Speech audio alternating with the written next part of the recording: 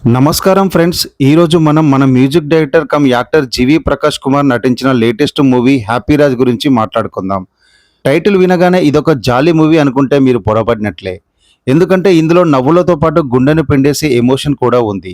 అసలు ఈ హ్యాపీ రాజ్ కథ ఏంటంటే, ఆనంద్ అలియాస్ హ్యాపీ తన తండ్రి కత్తుముత్తు చేసే పనుల వల్ల ఊర్లో అందరి ముందు చిన్న చూపుకి గురవుతాడు.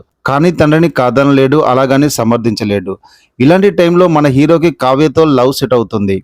అయితే ఆ అమ్మాయి ఫ్యామిలీకి తన తండ్రి గురించి తెలిస్తే ఎక్కడ రిజెక్ట్ చేస్తారో అన్న భయంతో హ్యాపీ పడే పాటలు, ఆ తర్వాత వచ్చే మలుపులే ఈ సినిమా. ఈ సినిమాలో మనకి మెయిన్ హైలైట్ ఎవరంటే జీవి ప్రకాష్ కాదు, తండ్రి పాత్రలో నటించిన జార్జ్ మరియన్. అసలు ఆయనే ఈ సినిమాకి ప్రాణం పోశారని చెప్పాలి. ఒక తండ్రి పడే తపనను, అమాయకత్వాన్ని ఆయన పండించిన తీరు అద్భుతం. ఇక జీవి ప్రకాష్ కూడా తన క్యారెక్టర్లో చాలా మెచ్యూరిటీని చూపించాడు.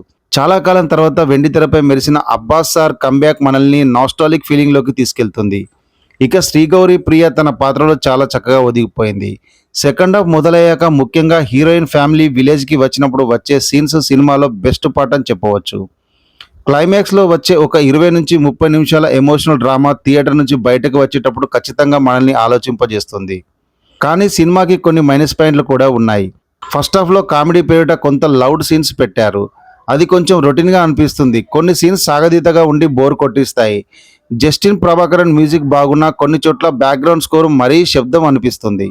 ఒకవేళ మీరు మీ తండ్రితో కలిసి ఒక మంచి ఫ్యామిలీ ఎమోషనల్ డ్రామా చూడాలనుకుంటే మాత్రం హ్యాపీ రాజ్కి ఒక ఛాన్స్ ఇవ్వచ్చు. ఫస్ట్ హాఫ్ కొంచెం ఓపిక పడితే సెకండ్ హాఫ్లో ఆ ఎమోషనల్ మిమ్మల్ని కట్టేస్తుంది.